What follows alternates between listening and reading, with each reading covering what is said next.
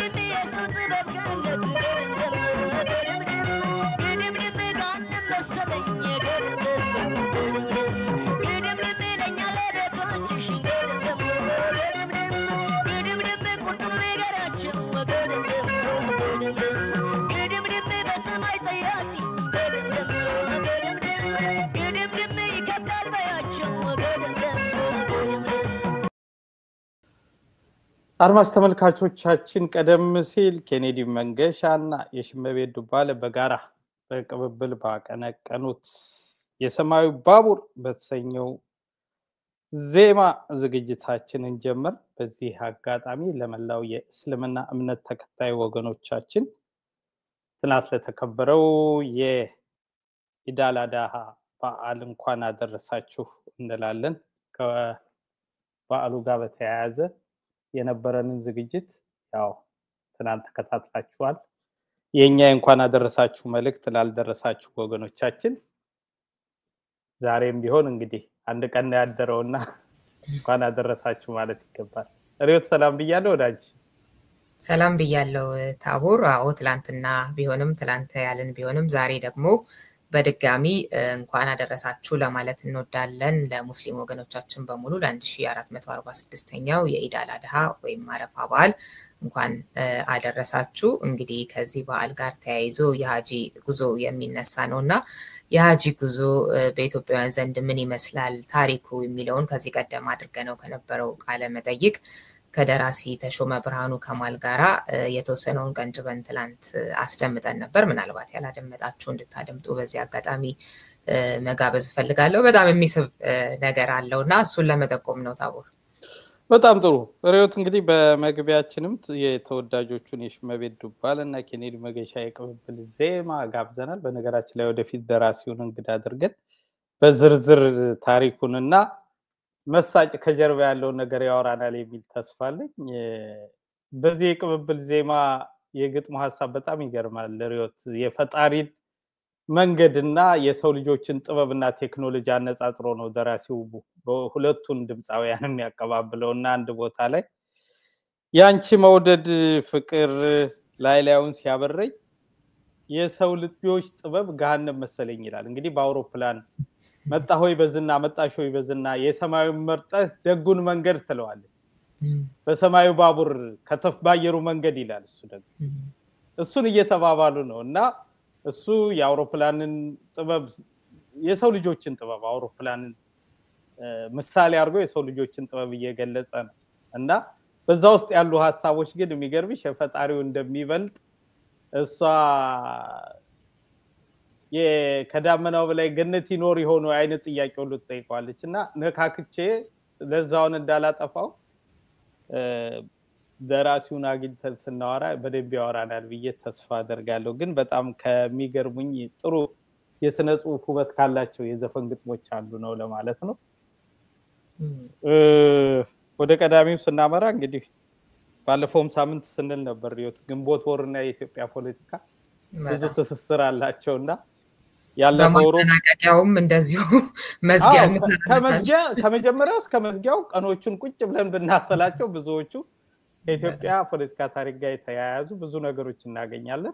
ከመዘጋቱም በፊት እንግዲህ ግንቦት 27 1983 ዓ.ም እጅግ አሳዛኝ ሁኔታ በአዲስ አበባ ከተማ የተፈጠረበት ነው። ኢትዮጵያ ለረጅም ዓመታት ምናልባትም ከ50 ከ60 ዓመት በላይ የተከማቹ የጦር መጋዘኖች እና በረጅም ዓመትም በታሪክም ይታወቁ የነበሩ ዲፖዎች ነበሯት። እነሱ ምክንያቱ እስካሁን ድረስ ባልታወቀ ከ34 ዓመት በፊት እንዲፈነዱ እንዲጋዩ ተደርገዋል። በዛ አደጋም በተለይ የሸጎሌው አደጋ ከፍተኛ ውድመትና ጉዳት አድርሷል። ብዙ የሰው ልጆችን ህይወት ቀጥፏል። የጎተራውም ቢሆን በርካታ ቤቶችን አውድሟል። ነዋሪዎችን አፈናቅሎ በርካቶቹ በድንኳን የኖሩበት ሁኔታን የምናስታውሰው ነው። እጅግ አሳዛኝ ክስተት ነበር። ማን አደረገው እንዴት ሆነ የሚለውን ግን በኃላፊነት ላይ የነበሩ ወገኖች የፕሬዝዳንት መንግስቱ ኃይለማርያምን ስርዓት የተካው ህወሓት መራሹ ኢህአዴግ መንግስትም የሚጠረጠሩ የሚገመቱ ታሪኮች አሉ። እስካሁን ይፋ ያደረገው አካል የለም። ግን ሆን ተብሎ የተደረገ መሆኑን ግምታቸውን ጥርጣሬያቸውን የሚያስቀምጡ በርካቶች ናቸው። ለማንኛውም ያሳዛኝ ክስተት ምን ይመስል ነበር ከታሪካችን ካሳዛኙ አንዱ ስለነበር ከ34 ዓመት በፊት የደረሰው ፍንዳታ ምን ይመስል ነበር? አድማጮችም የነበራቸውን ትውስታ ሊያጋሩ ይችላሉ። እሱን ባጭሩ ቪዲዮን ተከታትለን እንመለስ።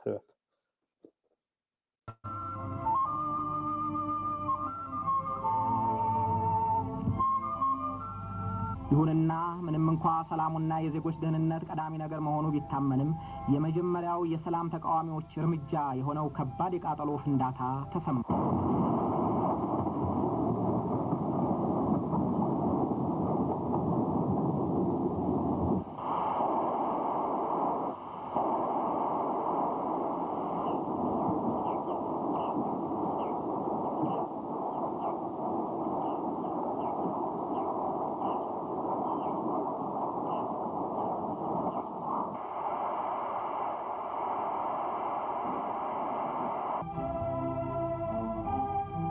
ግንቦት 27 1983 ሌሊት በበቅሎ ቤት አካባቢ በወታደራዊ ዴፖ ላይ የደረሰው ይህ ፍንዳታ እጅግ ከባድና ኃያል በመሆኑ በሩቅ ርቀት ያሉ ህንጻዎችን ሳይቀር የመሰንጠቅና የመደርመስ አደጋ አድርሶባቸዋል።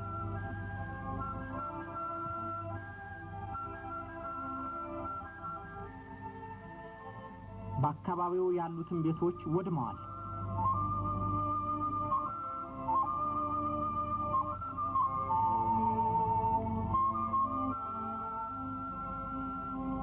ከሁሉም ይልቅ እስካሁን ቁጥራቸው ያልታወቀ በርካታ ዜጎችን ሕይወት በማጥፋት የከፋ ጠባሳ ትቶ አልፏል።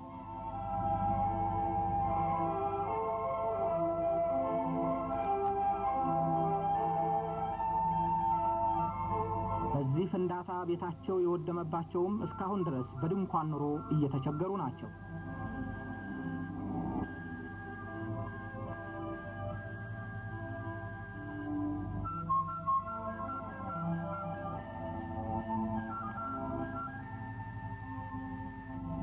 ይህንን አሰቃቂ ፍንዳታ ማን እንዳደረሰው እስካሁን የተረጋገጠ ማስረጃ አልተገኘም።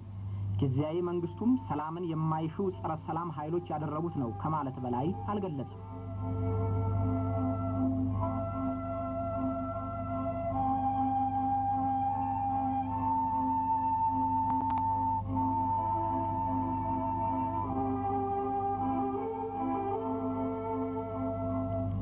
ይሁንና ለብዙ ዜጎች ሕይወት መጥፋት መንከራተትና ንብረት መውደም ምክንያት የሆነውን ወይም ኃላፊነት የሚወስደውን አሁንም ቢሆን መንግስት ተፈላልጎ ለህዝብ ማሳወቅ ይገባዋል።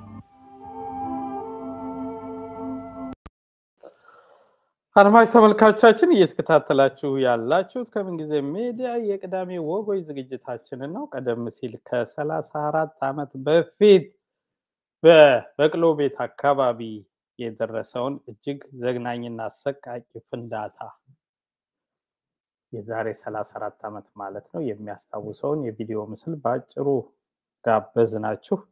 ሪዮት እንግዲህ ይህ የጦር መሳሪያ መጋዘን ወይም ግምጃ ቤት ብዙ ታሪኮችን የያዘ እንዳልኩትም በኢትዮጵያ የወታደራዊ ታሪክና የትጥቅ ዘርፍ ረጅም ታሪክ ያለው ነው። እነዚህ የመሳሪያ ዲፖዎች የሸጎሌውም የበቅሎ ቤቱም ማለት ይቻላል። እንዲያውም የበቅሎ ቤቱ ከዛ አልፎ ተርፎ ታሪክን ገለጥ ስናደርግ መሳሪያ ጥገና ግምጃ ቤቶች ውስጥ በመስራት የቀድሞ ፕሬዝዳንት ኮሎኔል መንግስቱ ኃይለማርያም አባት ያገለግሉባቸው የሥራ ዘርፎች አንዱ በመሳሪያ ግምጃ ቤት ሰራተኝነት ነው እና ይሄን ሁሉ ታሪክ ይዟል በተለያየ መልኩ ማለት ነው። የኢትዮጵያ የጦር መሳሪያ ማከማቻ ከመሆኑ ጋርና ሌሎች ታሪኮችን ጨምሮ ማለት ነው።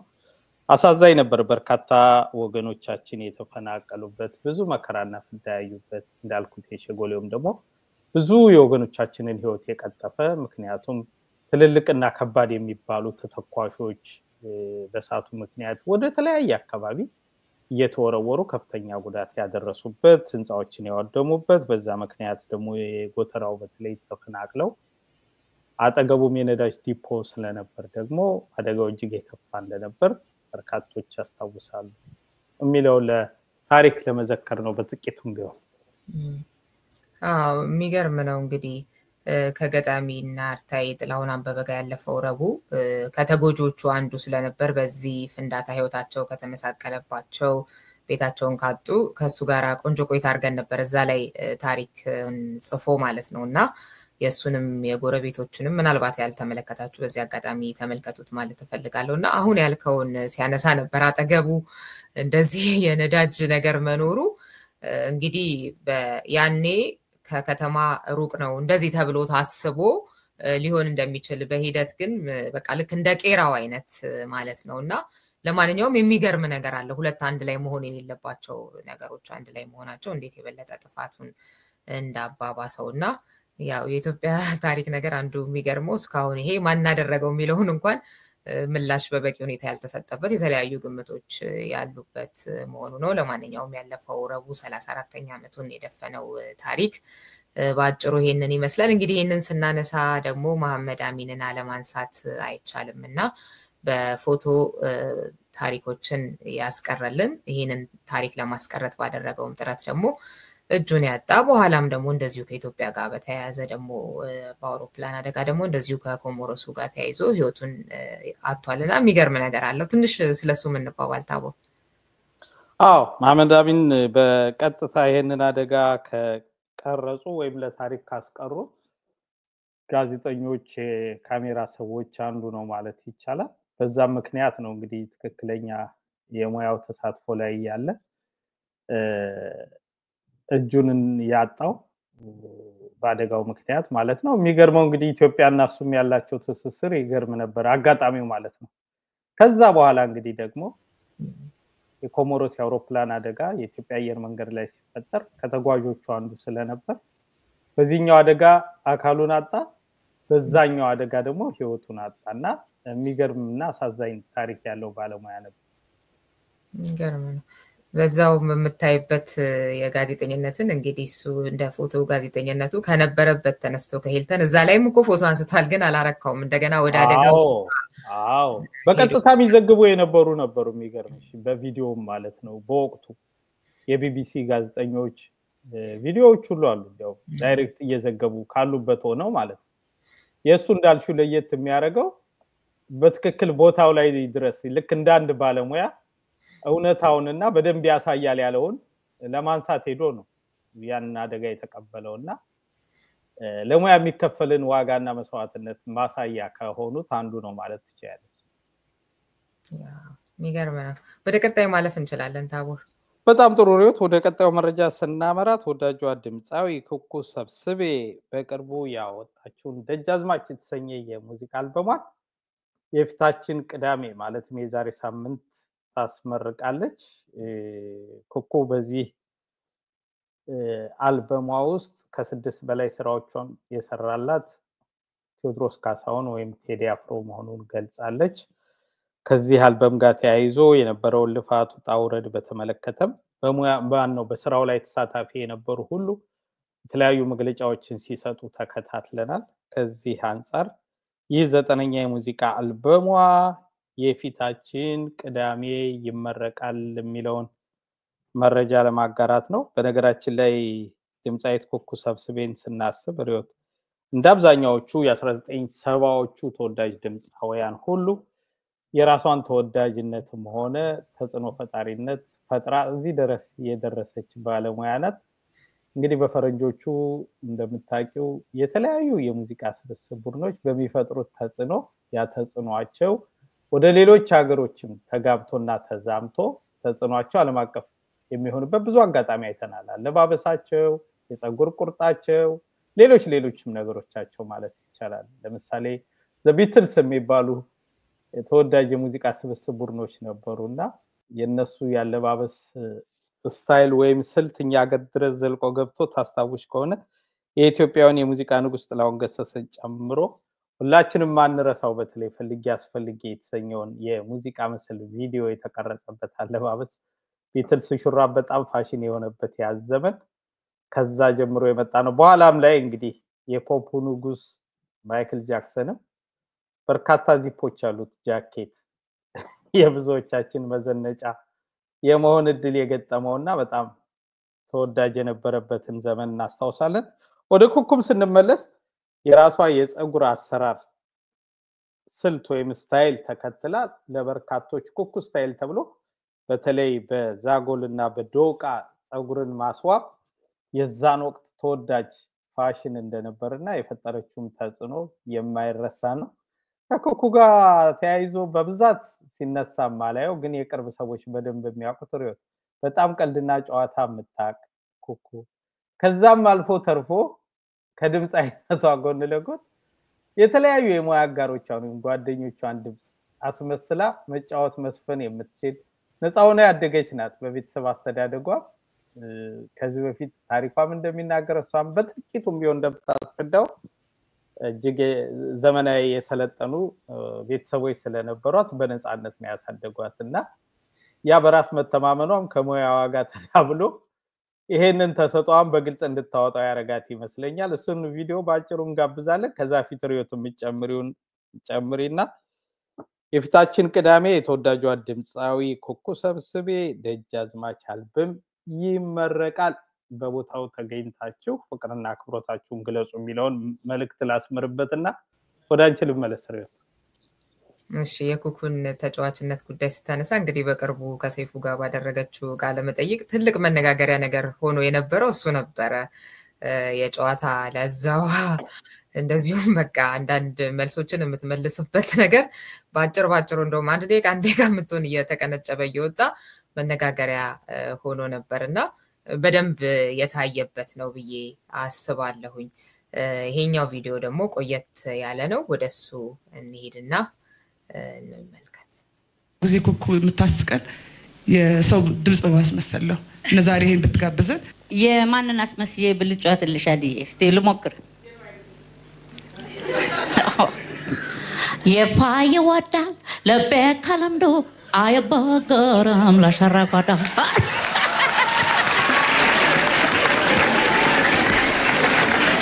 ሌላም አለኝ። የዓለማየሁ እሸቴ ድሮ የዘፈነውን በዘፈን ደስ ይለኛል። የላይኑን ካየው ጠቅላላ ቢደመር በመራብ ፈተና ዲግሪ አገኝ ነበር።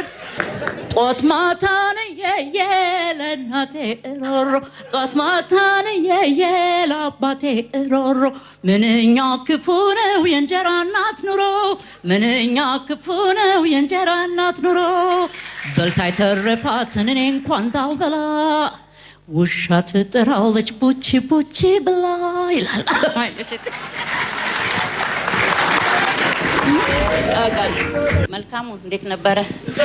አቶ ማሜ ገላ የኑሮ አለኝታዬ ከፋሽ ወይ ደስ አለሽ ምክሬ ጨዋታዬ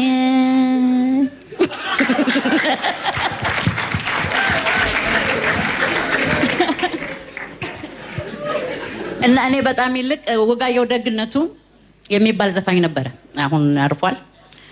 በአብዮት ጊዜ በጣም የሚያስፈራኝ ዘፋኝ ነበር። የሚዘፍነው ዘፈን ግን እሱን አክሽኑ ደስ ስለሚለኝ እሱን መስፈን ደስ ይለኝ ነበር። ልበለላችሁ እንዴት እንደሚል አገሪቱን የቆጠተ ወደ ኋላ የደሃን ደም የደሃን ሀብት ላብ የበላ ይለቀማል ጉድ ፈላበት ወዴት የጥረስ ለውጥ መጣ ለውጥ እያየ ቁና ወሬ የሚሰፍር ካለቃ ጋር ተያይዞ እስር ስፍር ይልና ባንዱ ነው ያል ደግሞ እንደናንተስ ይላችኋል። እንደነሱም ቢሆን ኖሮ ሌላ ነበር። አደሃሪን በአደባባይ ሰቅሎ ቆርጦ ማየት ነበር። በኃይል ደስ ይለኛል አዘፋፈኑ ግን ያስፈራኛል። እፈራው ነበር።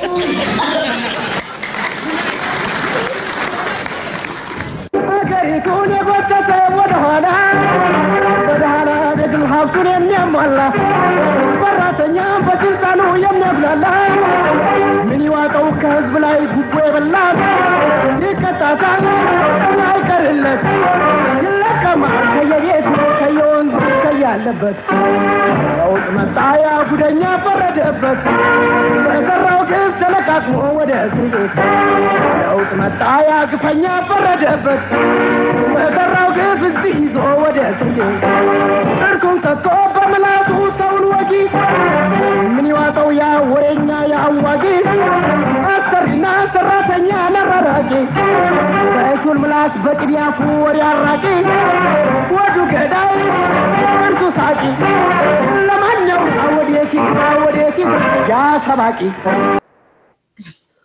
አድማጭ ተመልካቾቻችን እየተከታተላችሁ ያላችሁት የቅዳሜ ወጎይ ዝግጅታችን ነው። ቀደም ሲል ተወዳጇ ድምጻዊ ኩኩ ሰብስቤ በቅርብ ያወጣችው 9ኛ የሙዚቃ አልበሟ ደጃዝማች የፊታችን ቅዳሜ ይመረቃል። በዛ ዝግጅት ላይ በመገኘት ያላችሁን ፍቅርና አክብሮት ግለጹ የሚለውን መረጃ ካጋራናችሁ በኋላ ድምጻዊት ኩኩ ሰብስቤ በጣም ከሚወደዱላት ጨዋታ አዋቂነትና የተለያዩ ባለሙያዎችን ድምጽ የማስመሰል ችሎታዋ ጋር በተያያዘ ያነሳነውን መረጃ ለማስደገፍ ነው እንግዲህ ቀደም ሲል ቪዲዮውን የጋበዝናችሁ። ከዚህ ጋር በተያያዘ መጨረሻ ላይ የተጫወተችው የሻለቃ ወጋየሁ ደግነቱ ለውጥ መጣ የተሰኘው ተወዳጅ በወቅቱ አጠራር አብዮታዊ ዜማ የሚባለውን ነበር እና እንደናንተ እንዴት ነበር? እንደኛማ ብዙ ነበር ያለበትን እንግዲህ ከነዋይ ደበበ ጀምራ መልካሙ ተበጀን አለማየሁ እሸቴና ሻለቃ ወጋየሁ ደግነቱን በጥቂቱ አስቃኝታናለች። ኩኩ መልካም እድል እንላለን። በዚህ አጋጣሚ ተጫዋችነቷ ጨዋታ አዋቂነቷ የቆየ ነው የሚለውን የሚያሳይ ነው እንግዲህና በጣም ነው ደስ የሚለው። የትወና ብቃቷን ነው የምታየውና ቲያትሮች ፊልሞች እንደዚህ ላይ ብትሳተፍ ምን አይነት በጣም ኩኩ በጣም ነፃና ቀለል ያለች ስትቀርቢያት ደግሞ የበለጠ ምታቂያትም የምትወጃትም አይነት ባለሙያ ናትና በዚህ አጋጣሚ ፍቅራችሁን አክብሮታችሁን የዕለት ሁለት በመገኘት ግለጹላት እላለሁ በድጋሚ። እንግዲህ የቀደሙ ዶቃውን በማስረጃ ለማስደገፍ ይሄ ኩኩ ስታይል ተብሎ የዛን ዘመን ወጣትና ቆንጆ ሁሉ ይሄን ያላረገ አልነበረም።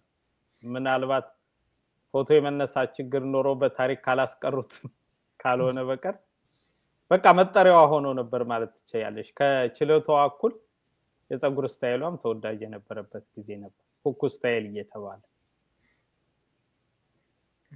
የወጋየሁ ደግነቱ በጣም ነው ያዝናናኝ በተለይ በስማ ምን ያህል ነፃ እንደሆነችም ነው የምታየው። በነገራችን ላይ እንዳልኩሽ ይሄ ዜማ ከሚዜምባቸው ወገኖች ባይሆኑም አባቷም ደጃዝማች ናቸው። ግን ያው በዛ የስልጣን እርከንና የማዕረግ ሁኔታ ያሉ የመሪ ከበርቴዎችን ይመለከታል፣ በዝባዦችን ይመለከታል እና እሳቸው ከዛ ውስጥ ከሚባሉት ውስጥ አይሆኑ እንጂ በራሳቸው ተራማጅነትና ዘመናዊነት አንፃር መጣ የሚባለው ለእንደ ኩኩ አይነት ቤተሰቦች ነው የዘፈኑን ሐሳብ ስትረጁ ማለት ነውና እሷ በደንብ ያየችው ነገር ግን በቃ ስለወደደችው ቢያስፈራኝም የሰውየው እንቅስቃሴ ግን ደስ ይል ነበር አለችና እውነቷን ነው። እንኳን አይደለም በምስል ታይቶ እንደዚሁ ከድምጽ እንኳን ቆርጦ የሚለውን ራሱ ማለት ከብዷት የሆነ ነው እሱ ራሱ ሲለው እንደዛ ነው የሚለው። እንደዛ ነውና ያው በደሃላብ ነው የሚለው ዞሮ ሊመጣባቸው የሚገባ አይነት ሰዎችን ካራክተር ነው የሚያሳየው። ግን የሆነ የሚያዝናና ነገር አለውና እሱን ነው እሷም ወደ ሌላ ማለፍ እንችላለን።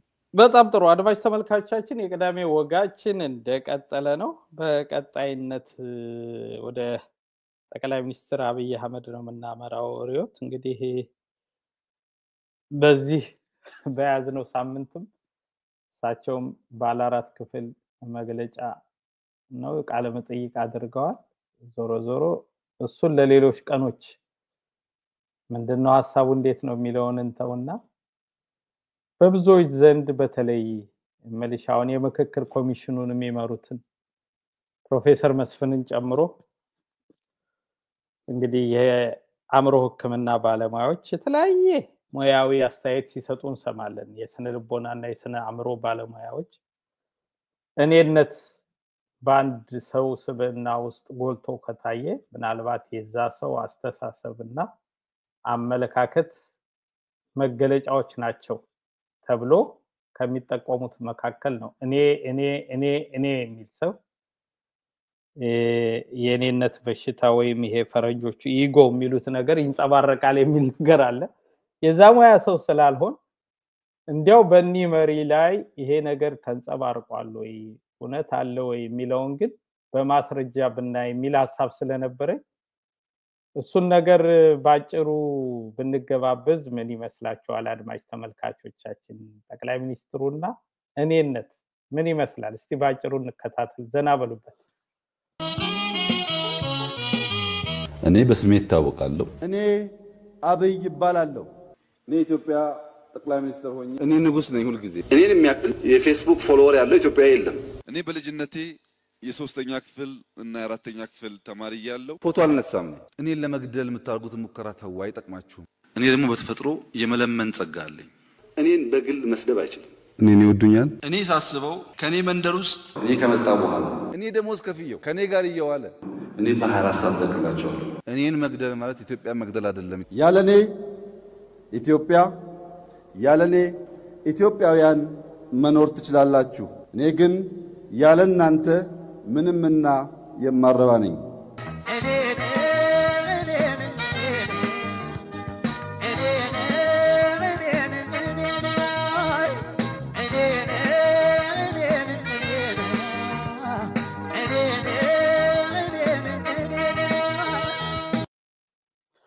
አድማጭ ተመልካቾቻችን እኔነትና ጠቅላይ ሚኒስትር አብይ የሚለው ባጭሩ በቪዲዮ አስቃኘናችሁ።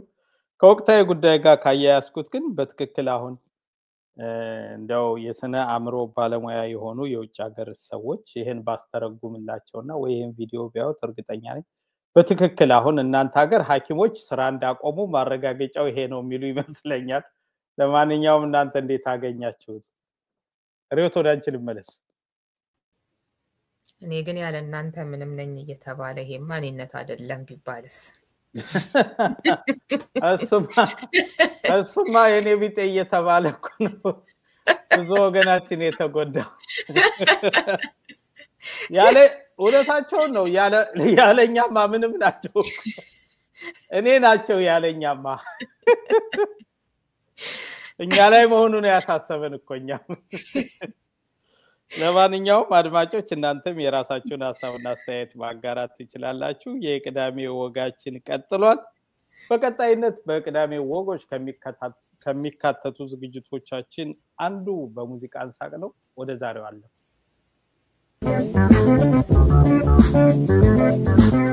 ሰላም ለሁላችሁም። በዛሬ በሙዚቃ አንሳቅ ዝግጅታችን ኢትዮጵያዊ የሙዚቃ ንጉስ ጥላሁን ገሰሰና ንግስቱ አስቴር አወቀ በስራዎቻቸው ይቀርናሉ። ለምን እንዴት ለሚለው ምላሹን ከቀጣዩ ዝግጅት እናገኛለን። መልካም መዝናኛ። ፍቅር ይዞኛ ወይኔ ጉዴ ምን ይሻለኛል?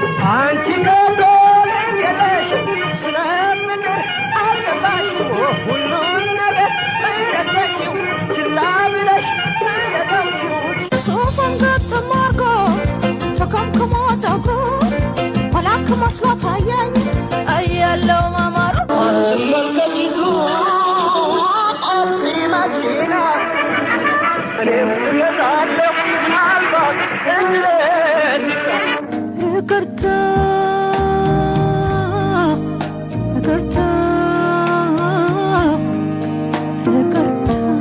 ይቅርታ ምንድነው ካልተስተካከለ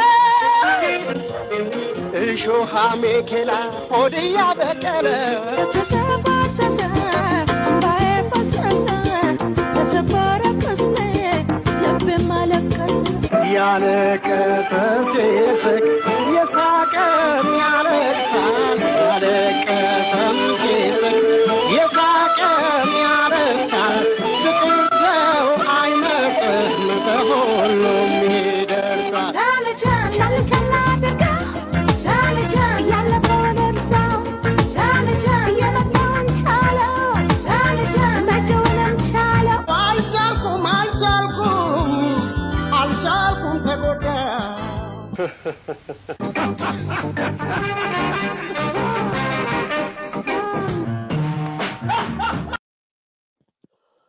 የቅዳሜ ወጎች ዝግጅታችን እንደቀጠለ ነው። ከምንጊዜ ሚዲያ ቀደም ሲል በኢትዮጵያው የሙዚቃ ንጉስና አስቴር አወቀ መካከል በስራዎቻቸው ያለውን ቅራኔ ተከታትለን ተመለስን።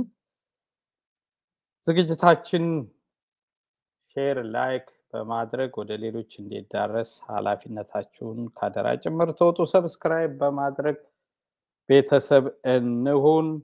እንዲሁም በዘልና ካሻፕ በሌሎችም የማገዣ መንገዶች የቻላችሁትን በማገዝ የዚህን ሚዲያ መጠናከርና አቅምና ጉልበት ማግኘት አቅም የመፍጠር እገዛችሁን አትዘንጉ እንላለን።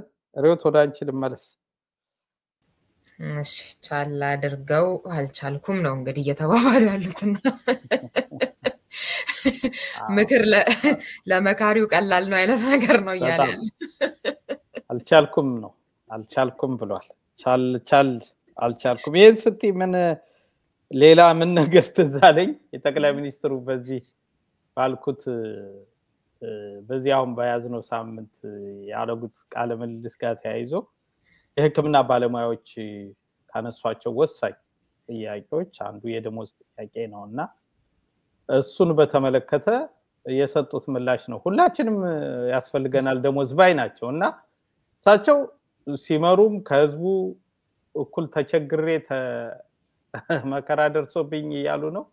መሪነቱንም ይዘው ችግሩንም አብረን እኩል ነን ያሉ ነው እየቀጠሉ ያሉት። ይሄ ያደርሳል የሚለው ነገር ብዙም ያባበል ቢሆንም የቅዳሜ ወጎች ላይ ስላለን ደሞዝና የኢትዮጵያ መሪዎች ታሪክ ምን ሊመስል ይችላል? በተለያየ ጊዜ የመጨረሻው እንዳልኩት ጠቅላይ ሚኒስትሩም ያለባቸውን የደሞዝ እጥረት ችግር ይገልጻሉ። እሱን በዚህ ሳምንት አጋርተውናል። ግን እንደ ጥቂት መሪዎች ስለ ደሞዛቸው ምን ይላሉ?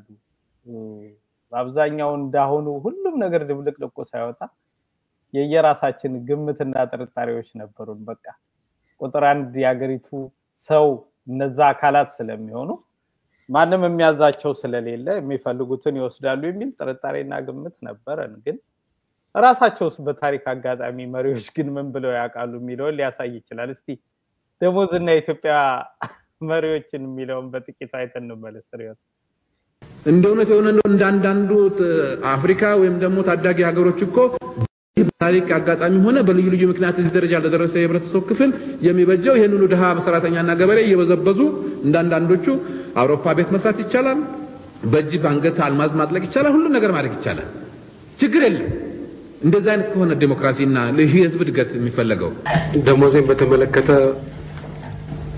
እስከ ቅርብ ጊዜ ድረስ የነበረው 6400 ነው ያሁኑ ጭማሪ ገና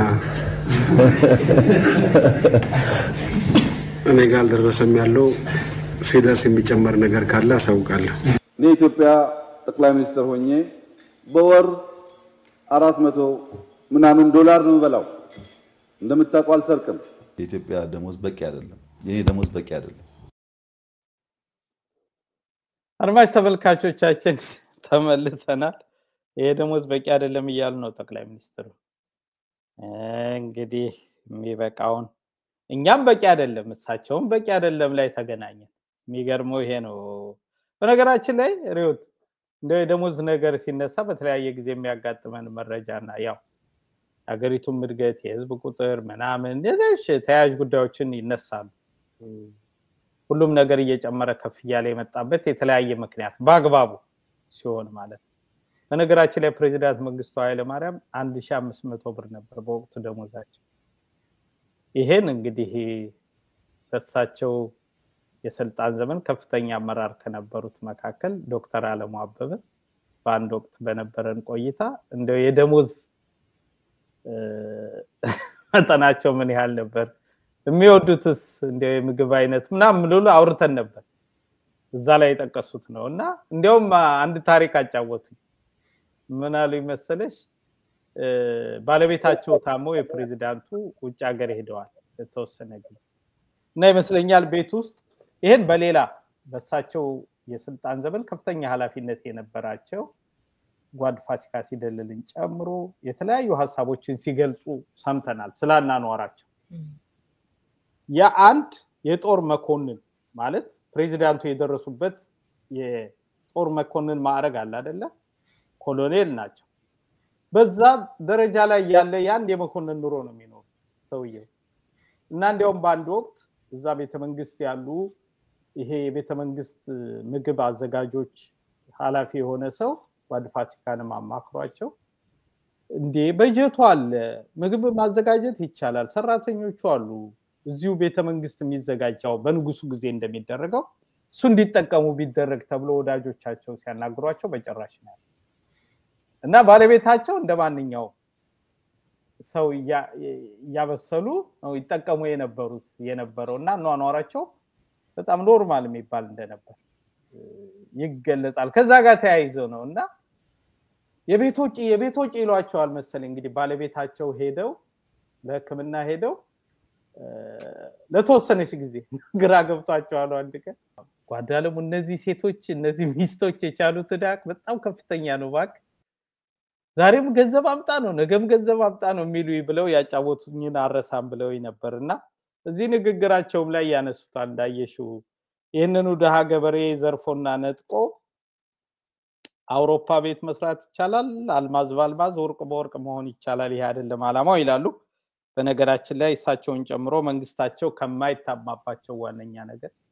ስርቆትና ሌብነትን ይጠየፍ ስለነበረ ነው ከዛ በኋላ እንግዲህ እሳቸው 500 ጠቅላይ ሚኒስትር መለስ ራሳቸው እንደነገሩን 6500 ጠቅላይ ሚኒስትር አብይ ተማሪው እንግዲህ ሲመጣ ነግራቸዋለሁ ሲመጣ ይጨመራል ብለዋል እንግዲህ ስንት ገብቶ ይሆን የሚለውን ተውና እንዲያው ባመኑት ብለን እንያዘው ብዬ ጠቅላይ ሚኒስትሩ 400 ዶላር ባሁኑ ምን ዛሬ ምን ያህል እንደሆነ አላቅም እንግዲህ 60 ሺህ ብር 70 ሺህ ብር ስንት ነው አድማጭ መልካች ለማንኛውም እንደዛ ሆኗል ዞሮ ዞሮ ይሄን በቂ አይደለም ብለዋል ጠቅላይ ሚኒስትሩ እኛን ለመበጥበጥስ ከዚህ በላይ አንከፍልም የሚል አስተያየት አለኝ እንዳንድ ኢትዮጵያዊ። ለማንኛውም ደሞዝና መሪዎች የሚለውን እንዲያው ግምት ውስጥ ከታችሁ ዘና እንድትሉበት ነው። ሪዮት ብትጨምር ካለ እንጨምርና ወደ ቀጣዩና ወደ ማጠቃለያው መሄድ እንችላለን። እንኳን ሌላው ሰው መሪዎቻችን በዚህ መጠን የሚቸገሩባት ሀገር ነች የሚለውን ነው እንግዲህ የሶስቱ መሪዎች ንግግር የሚያሳየው። እንዳሉት የኖሩት ከሶስቱ የትኞቹ ናቸው እንደዚህ የሚለው ያው አነጋጋሪ ነገር ሆኖ ያለ የመጀመሪያውም የመጨረሻውም ላይ ያሉት ማለትም ኮሎኔል መንግስቱም እንደዚሁም ያውኑ ጠቅላይ ሚኒስትር አብይም አልሰርቅም እያሉ ነው ያሉትና ያው እንግዲህ አይ ማለትና ሆኖ መገኘት ይለያያል። ለማንኛውም እሳቸውም አይ ያው ማረጋገጫ የለንም እስካሁን ድረስ ስለዚህ ግን ያሉ ነው። አይ ገባኝ ኮሎኔል ናቸው እሳቸውም ዞሮ ዞሮ ማረጋገጫ የለንም ወላ ለመስረቃቸው አይ እኮ ስለሱ መስረቃቸው ነው እኮ ማለትና ማረግ ይለያያል ስትል አይ ኖሮ ማለፍ ማለት ነው። ኖሮ ማለፍ ስል የፕሬዝዳንት መንግስቱን ብቻ ሳይሆን በሳቸው ስርዓት ጊዜ የነበሩ ሰዎች ከስር በኋላ በዚህ ጉዳይ የተመሰከረላቸው ናቸው ጥያቄ የለውም። ለጎዳና የተዳረጉትን እሱን ነው አምልሽ እንዴ አመራር እኮ የኑሉ ይጨምራል። ያንቻ ለመስረቅ ምን ትርጉም አለው?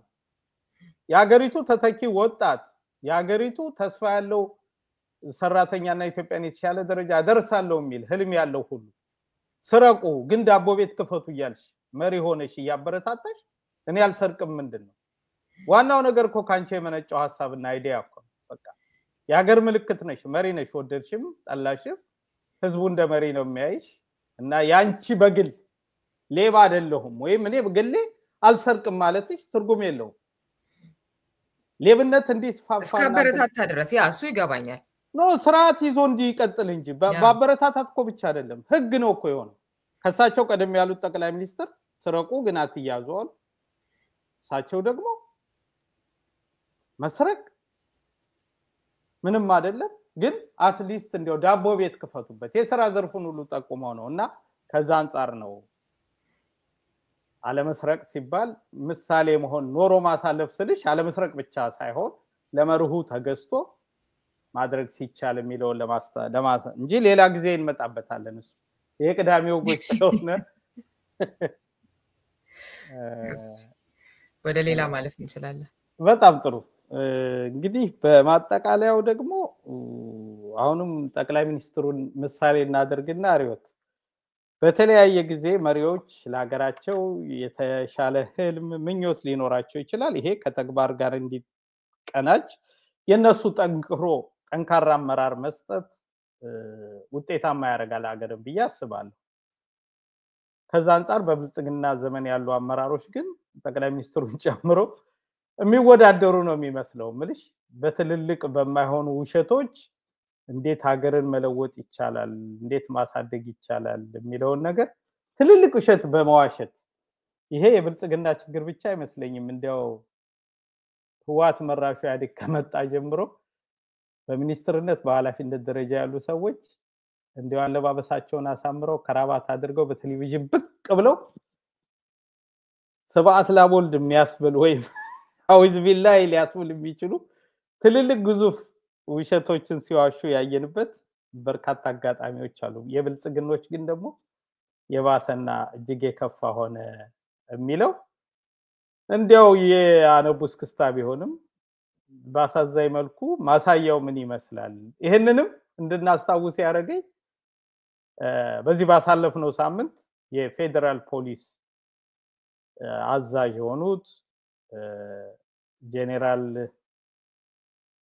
ማናቸው ሪዮት ኮሚሽነር ጄኔራል ደመላሽ ገብረ ሚካኤል እንዳላሳስት ነው።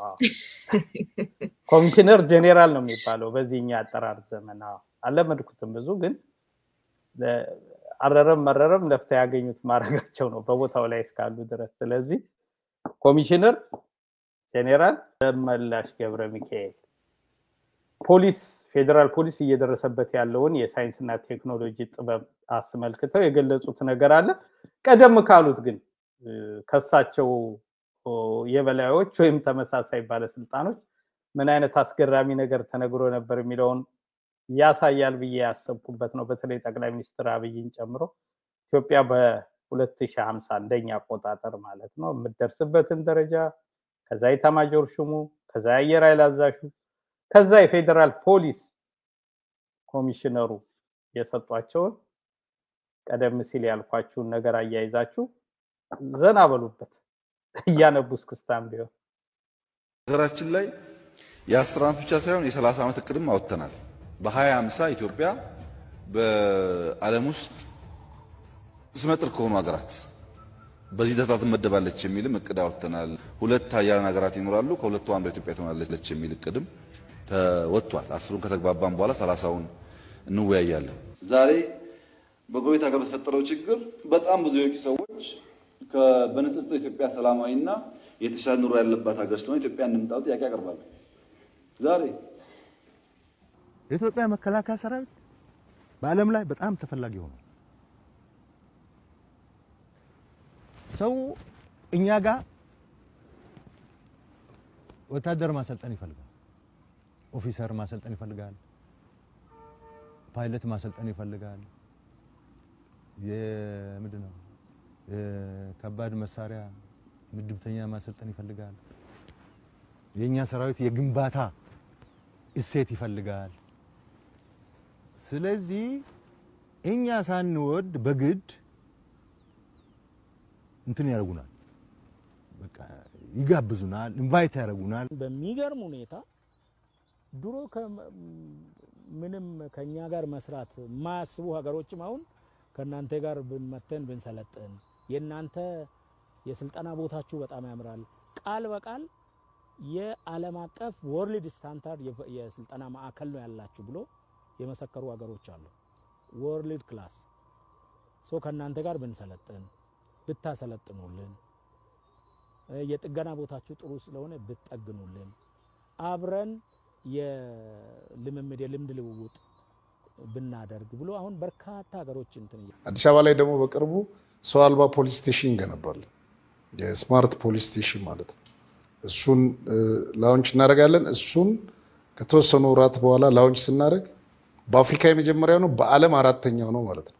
ቁጣና ብርድ ምሕረትና ብርድ ቁጣና ብርድ ምሕረትና ብርድ